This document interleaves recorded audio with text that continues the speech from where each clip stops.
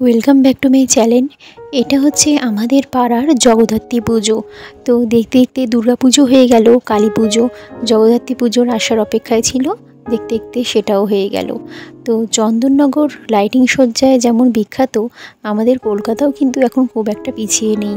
এখন কলকাতায় অনেক জায়গায় জগদ্ধাত্রী পুজো তো হচ্ছে, এমনকি খুব সুন্দরভাবে ডেকোরেশন করেও হচ্ছে। তো লাইটিংয়ের দিক থেকেও এখন কলকাতায় খুব সুন্দর সুন্দর লাইটিংয়ের কাজও হচ্ছে।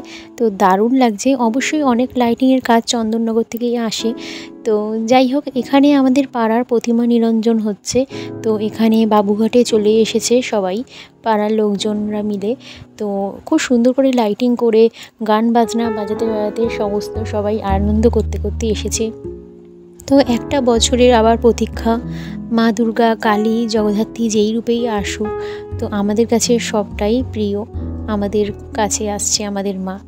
তো আবার একটা বছরের প্রতীক্ষা, জগদ্ধাত্রী পুজো হয়ে গেলেই মনে হয় যেন বাঙালিদের উৎসবটা হয়ে গেল। আবার গোটা একটা বছর ধরে বাঙালিরা অপেক্ষা করে থাকে। তো এটা খুবই কষ্ট লাগে যে যখন প্রতিমা নিরঞ্জন হয়, তো মনে হয় যেন মা দুর্গা বলো, মা কালী কিংবা জগদ্ধাত্রী ঠাকুর সবাই তো একই। তো যেই রূপেই হোক, মনে হয় যেন মাও কাঁদছে।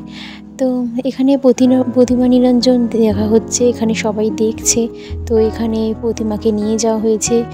তো আসছে বছর আবার হবে, সেটাই অপেক্ষার। তো এইভাবে ভিডিওটা এখানেই এন্ড করছি। তো আর বলার কিছু নেই। সবার খুব ভালো হোক। একটা বছরের প্রতীক্ষার পর আবার মা আসবে আমাদের কাছে। তো যদি ভালো লেগে থাকে প্লিজ লাইক করে দাও আর শেয়ার করে দাও, আর চ্যানেলটা সাবস্ক্রাইব করে সঙ্গে থেকো। আবার দেখা হবে অন্য কোনো ভিডিওতে। Good bye.